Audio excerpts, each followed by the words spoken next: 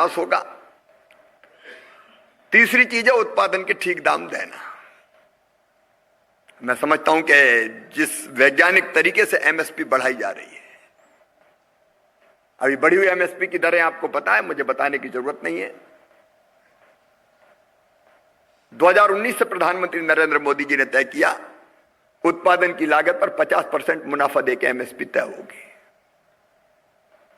50% minimum है, कई फसलों में 50 से ज्यादा है, गेहूं में 105%।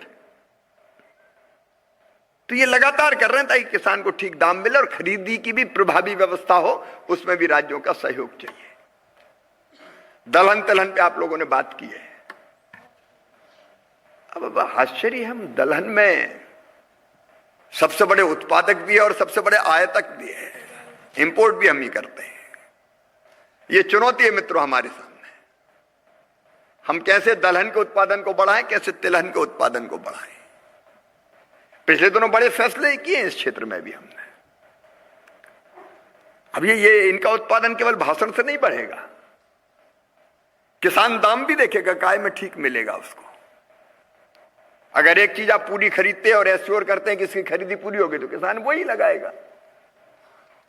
लेकिन दूसरी चीज भी, अगर आपको दलहन तिलहन चाहिए तो आपको कुछ कीमत के बारे में और खरीदी के बारे में आश्वस्त करना पड़ेगा।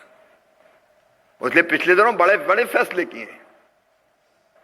माननीय कृषि मंत्रियों को यह जानकारी होगी, हमने तय किया कि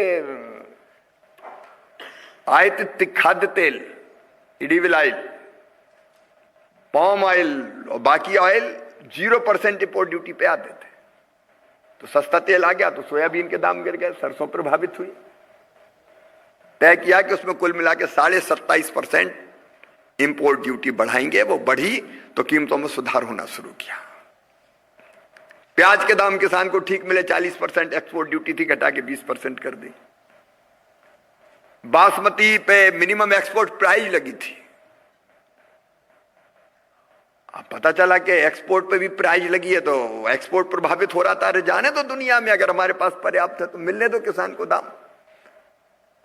प्रधानमंत्री जी के आशीर्वाद से फैसला किया कि मिनिमम एक्सपोर्ट प्राइस की व्यवस्था खत्म, किसान पैदा करे, एक्सपोर्ट करे, जाने दो, किसान को पैसा मिलने दो। और चावल पे भी अब वही फैसला किया, बाकी सादे चावल पे भी अब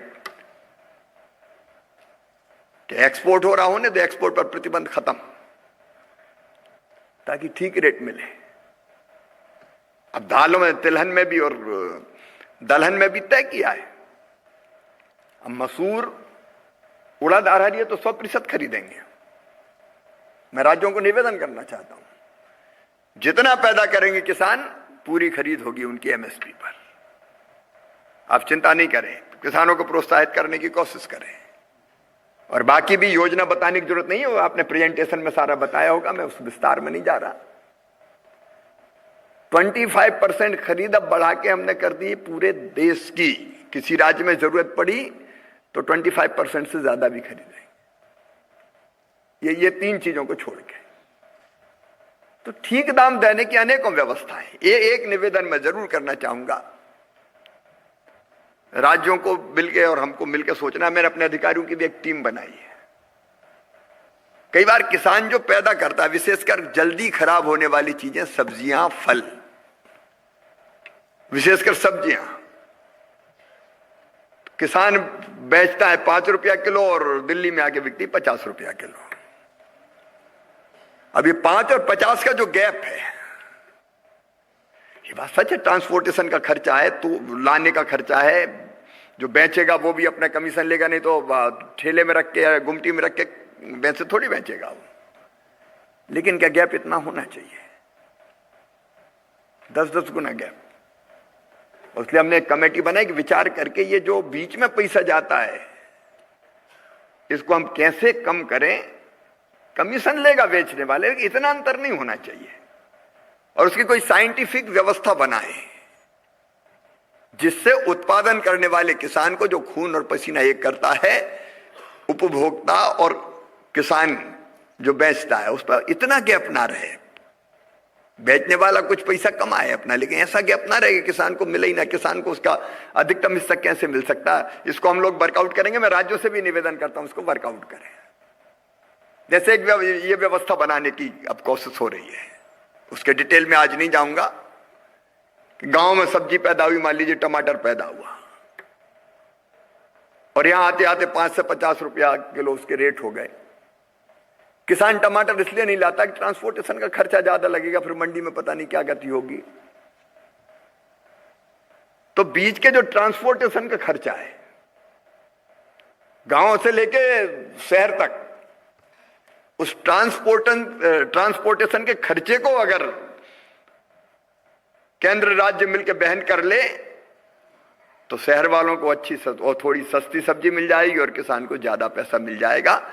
ये व्यवस्था बनाने की कोशिश हो रही है। ऐसी और क्या क्या चीजें सोची जा सकती है ठीक दाम देने के लिए, उस पर हमको विचार करना चाहिए। आपके दिमाग में भी कोई सुझाव आए, मैं कृषि मंत्री के नाते सभी अधिकारी मित्रों से भी आग्रह कर रहा हूं कि आप भेजिए, क्या किया जा सकता है इसमें। कृषि का विविधीकरण करना है। अब हमारे देश की जो जरूरत है उतना वो चीज हम पैदा करें, लेकिन कई बार इतनी पैदा करते हैं कि भंडार भरे रहते हैं और कई चीजें होती नहीं है। तो जो डाइवर्सिफिकेशन करना है उस काम में भी हम आपको गंभीरता से लगना पड़ेगा। वैल्यू एडिशन कैसे हो, सरकार, मैं जानता हूं कि हर चीज कृषि विभाग का अधीन नहीं है, लेकिन हम कोऑर्डिनेट कर सकते हैं राज्यों में, विभाग कृषि से संबंधित, एग्रीकल्चर और एलाइड सेक्टर, एक आप भी प्रयोग करें, राज्य भी करें और केंद्र भी करे। कृषि मंत्री राज्यों के मैं निवेदन करना चाहता हूं, एक मॉडल फॉर्म कैसे बन सकता है कि अगर 1 एकड़ जमीन है, देखो हमारे तो छोटे काश्तकार ज्यादा है, 2 एकड़ 2.5 एकड़, सीमांत और लघु बहुत है। अब तो जमींदार बहुत कम बचे हैं 10 एकड़ से ज्यादा वाले, 86% तो हमारे 5 एकड़ से नीचे वाले ही है ना सर। तो एक मॉडल फॉर्म राज्य भी प्रयोग करे कि अगर 2 एकड़ जमीन 2.5 एकड़ जमीन है तो वो कैसी खेती करे, क्या क्या लगाए। कुछ प्रयोग हो सकते हैं। अलग अलग एग्रो क्लाइमेटिक जोन है, मैं मानता हूं, अलग अलग एग्रो क्लाइमेटिक जोन में कौन सी चीजें हो सकती है। पहाड़ी राज्यों में अलग स्थिति है, समुद्र के किनारे के राज्य उनमें अलग।